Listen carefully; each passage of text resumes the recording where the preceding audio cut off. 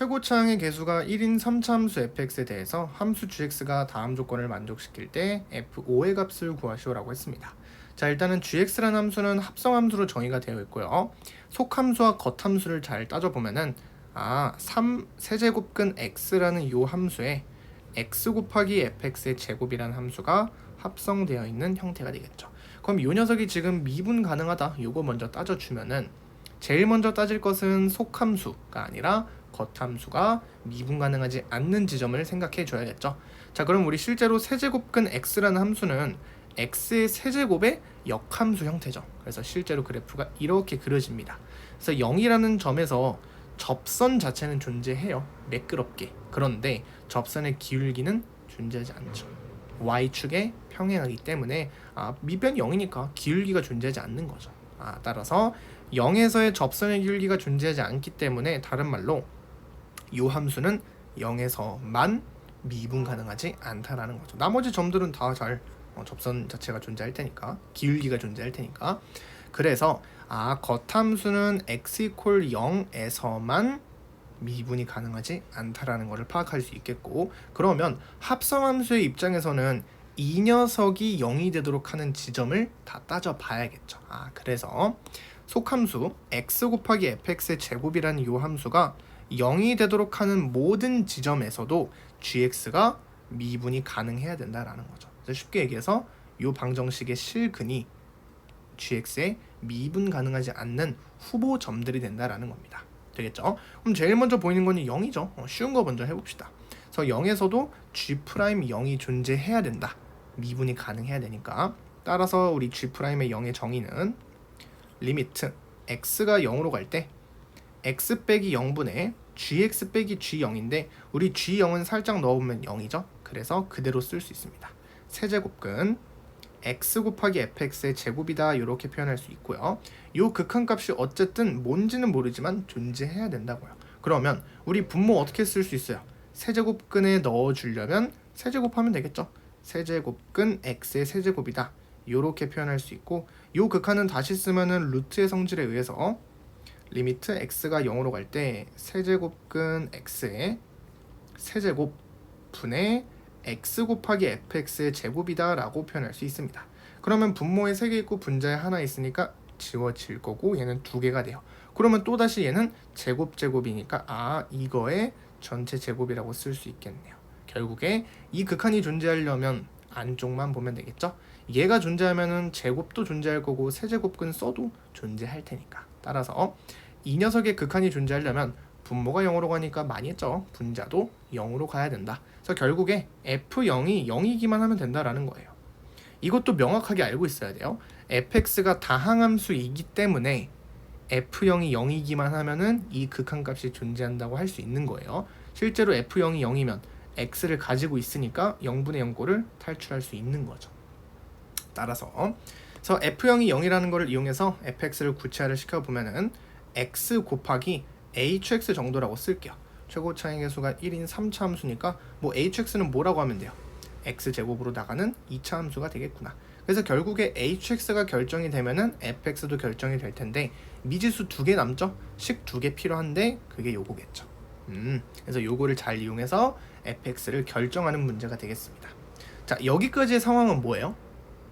그쵸, 0에서 미분이 가능하다를 쓴 거예요. 근데 아직 이해 안 받잖아요. fx의 제곱도 보기 위해서 다시 대입을 해보도록 하겠습니다. 그럼 제곱한 다음에 x를 곱하는 거니까 이 방정식을 다시 써보면 x제곱 곱하기 세제곱이죠. x세제곱 곱하기 hx의 전체 제곱이 됩니다. 이 녀석이 0이 되도록 하는 x값 중에서 0은 더 이상 볼 필요 없고요. 했죠? 이 녀석을 보면 되는데, 자, 얘가 0이 되도록 하는 x는 결국에 hx의 근이고요. 최고차항의 수가 1인 2차 함수니까 최대 2개의 근을 가질 수 있습니다. 그래서 예를 들어 이렇게 생겼다라고 해볼게요. 서로 다른 근을 알파와 베타라고 한번 해보겠습니다. 그러면 우리 hx는 어떻게 쓸 수 있어요? x-알파, x-베타라고 표현할 수 있고요. 이러면 알파와 베타라는 지점에서 또 다른 근이 생긴 거잖아요. 그러면 그 지점에서 역시 gx가 미분이 가능해야 된다고요. 따라서 g' 알파도 존재해야 되고 g'의 베타 역시도 존재해야 된다라는 겁니다. 그럼 써볼게요. G'의 알파라는 것은 마찬가지로 그대로 정의입니다. 리미트 x가 알파로 갈 때 분모는 x-알파가 될 거고, 분자는 gx 빼기 g 알파인데 우리 g 알파 자체가 0이 되겠죠? h 알파가 0이니까. 그래서 세제곱근 그대로 gx만 써주면 되는데, gx는 x 세제곱에 요거 그대로 써주면 되고, hx가 요거니까 제곱하니까 x-알파의 제곱, 그리고 x-베타의 전체 제곱이 되겠죠? 이렇게. 그럼 어쨌든 이 극한 값이 존재하면 되는데, 아까랑 똑같아요. x 빼기 알파를 어떻게 해요? 세제곱근에 넣을 때 세제곱이 될 거고, 요거 전체 세제곱은 루트의 성질에 의해서 이렇게 표현할 수 있습니다. 분모는 x-알파의 세제곱이 될 거고, 그러면은 분모는 3개고 분자는 2개니까 이렇게 지워지고 이렇게 됩니다. 그럼 이 극한값이 존재하냐라는 건데, 존재하지 않죠. 분모가 0이 되지만 분자가 0이 되지 않잖아요. 서로 다른 두 실근이라는 것은 알파와 베타가 다르다는 겁니다. 따라서 분모가 0이 될 수밖에 없기 때문에 발산해버리겠죠. 그럼 G' 알파가 존재하지 않는 거니까 GX가 미분 가능하다라는 말에 위배가 된다라는 거죠. 그래서 결론은 뭐예요? HX가 서로 다른 두 개의 실근을 가져선 안 된다라는 거죠. 그럼 중근은요? 중근도 해볼까요? 중근을 가질 때에는, 그래서 알파에서의 중근을 가진다라고 해보면 hx가 x 빼기 알파의 제곱이라고 쓸 수 있고, 마찬가지로 우리 x가 알파에서의 g' 알파가 존재해야 되기 때문에 x-알파 바로 한번 해볼게요. 세제곱이 될 거고, 분자는 x 세제곱 곱하기 hx의 제곱이니까 x 빼기 알파의 4제곱이 되겠죠. 요거의 제곱이니까. 그리고 그 전체에 세제곱근이 이렇게 붙어있는 상황이에요. 그럼 어찌됐건 얘가 존재하면 되는데 존재하잖아요. 0분의 0꼴 탈출했으니까. 따라서 이때는 가능하겠구나. 그리고 또 언제도 가능하겠어요.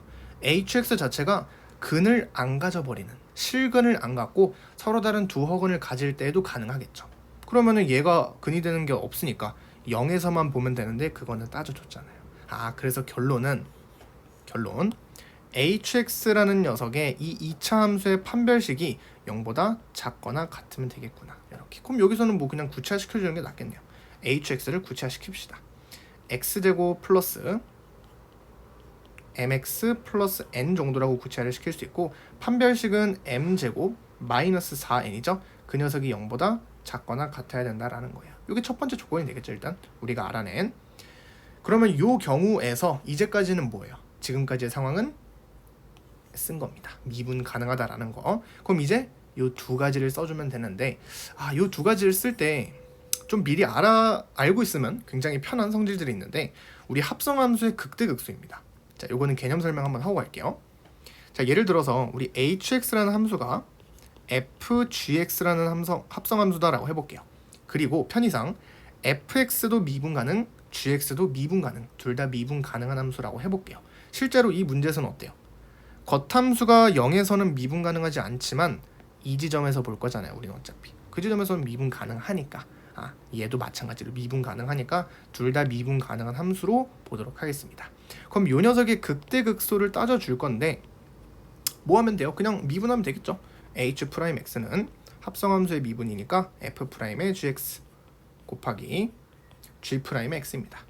그럼 결국에 이 녀석이 0이 되도록 하는 x의 값 중에서 부호 변화가 존재하는 애들만 hx의 극값이라고 표현할 수 있는 거죠. 자, 그러면 곱해서 0이니까 얘가 0이 되거나 또는 얘가 0이 되는 거죠. 둘 중에 누구 먼저 볼래요? 얘 먼저 봐야죠. G'이 0이라는 거는 gx의 극점의 x 좌표이기도 하다라는 거죠. 그러면 gx의 그래프는 지금 뭐예요? 요 문제 상황에서는 요 다항 함수죠. 그래서 예를 들어서 gx의 그래프가 이렇게 생겼다라고 해볼게요. 얘가 바로 gx의 그래프고, 각각의 극점의 좌표 여기를 a1이라고 할게요. 그 다음에 여기를 b1이라고 하겠습니다. 그리고 극대값은 a2라고 해보고요.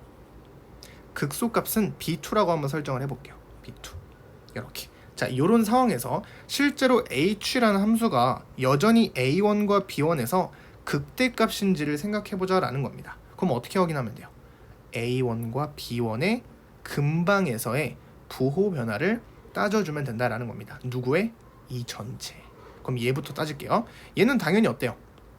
G'X라는 녀석의 부호는 A1에서 플러스에서 마이너스로 바뀝니다. 그죠? 얘는 애초에 극대라고 했으니까. 그럼 얘만 생각해주면 되는데 요 녀석은 누구를 중요해요? 누구를 봐야 돼요? gx를 봐야 됩니다. x가 중요한 게 아니라 정역 자체가 gx이기 때문에 gx의 변화를 관찰해야죠. 그래서 x가 지금 어디로 갈 때 a1 플러스로 갈 때와 x가 a1 마이너스로 갈 때 누구를 봐야 된다?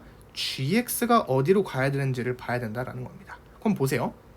x가 a1보다 큰 쪽에서 오든 작은 쪽에서 오든 gx의 입장에서는 어때요? a2보다 밑쪽에서 다가가잖아요. 그럼 결국에 gx는 a2의 마이너스로 다가간다라는 겁니다. 그럼 이 말이 뭐예요? gx의 부호 변화가 존재하지 않는다라는 거예요. 그러면 이 녀석의 부호 변화도 없겠죠. 플러스인지 마이너스인지는 모르겠지만 얘가 플러스면은 둘 다 플러스, 마이너스 마이너스. 중요한 건 얘의 부호 변화가 존재하지 않는다라는 거죠. 그럼 결국에 이 녀석의 부호 변화에 영향을 미치지 않는다라는 거죠. 따라서 전체적으로도 극값일 수밖에 없다라는 거예요. 어디서? A1과 B1에서. 이게 포인트인 겁니다. 그러면 결국에 hx의 모든 극값을 따진 게 아니에요. 우리는 hx의 극값 중에서 반드시 뭐가 포함된다? gx의 극값이 포함이 된다라는 겁니다.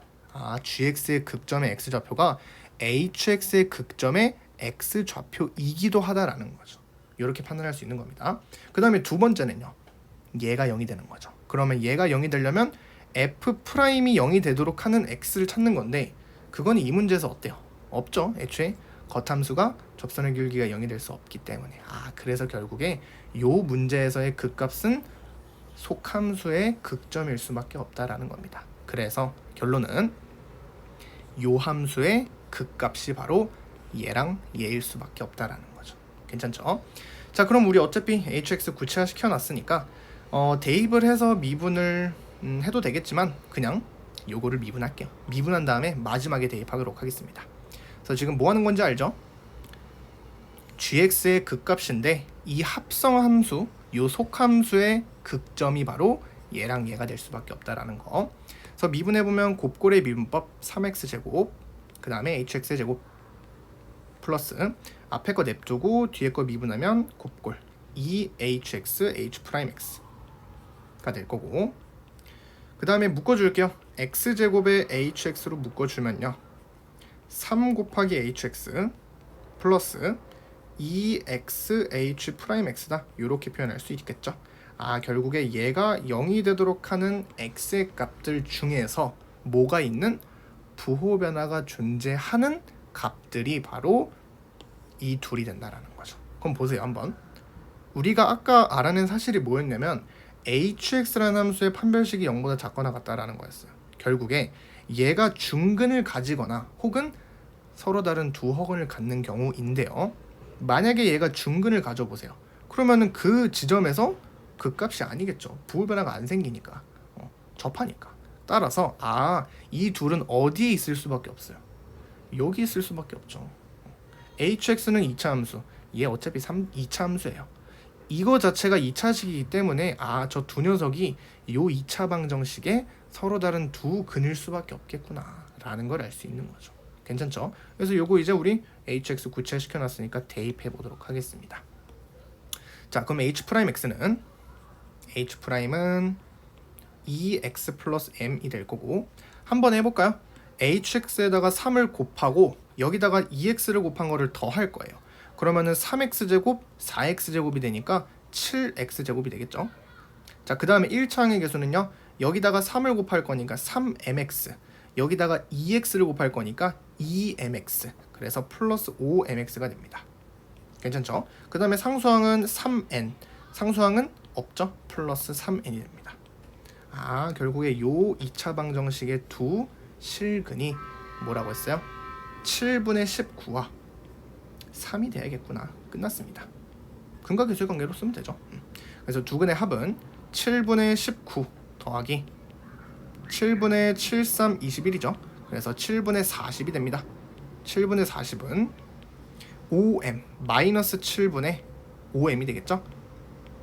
따라서 m의 값은 마이너스 8이 된다라는 거 알 수 있고요. 그 다음에 두 근의 곱은요 7분의 3일은 3, 3, 9, 27 57은요 7분의 3n이 돼야겠죠. 그래서 7 약분 3으로 약분하면은 n은 3, 1은 3, 3, 9, 27 19가 된다라는 겁니다. 그럼 끝났네요. m이랑 n이 결정됐으니까 대입해서 구해주면 됩니다. 그런데 하나 검증을 해야 돼요. 뭘까요? 그렇죠. 요거 따져줘야죠. 우리가 지금 가정한 거는 저 두 근이 요거에 서로 다른 두 실근이다 라고 가정한 거지, 여기에서는 근이 나오면 안 되는 것도 확인을 해줘야 된다라는 거예요. 괜찮죠? 그래서 실제로 m, n 구했으니까 넣어보면은 hx 자체가 뭐였던 거예요? x제곱 마이너스 8x 플러스 19입니다. 그러면은 우리 판별식 b제곱 64 마이너스 4ac 4, 9, 36 4, 1은 4 76 따라서 음수가 되네요. 그래서 결국에 얘가 서로 다른 두 허근을 갖는다는 것도 만족을 시키는 겁니다. 모든 조건을 만족시키는 거죠. 따라서 끝났습니다. 그래서 구하라는 게 우리 F5라고 했으니까 여기다가 5를 넣은 거, 즉 5 곱하기 H5가 됩니다. 여기다가 5 넣은 거에 5 곱하면 되겠죠. 그래서 5 곱하기 25 빼기 8, 5, 40 플러스 19. 자, 이렇게 두 개 더해주면 몇이죠? 44인가요? 44에서 40을 빼니까 4, 4, 5, 20이 최종적인 정답이 되겠습니다. 되겠죠?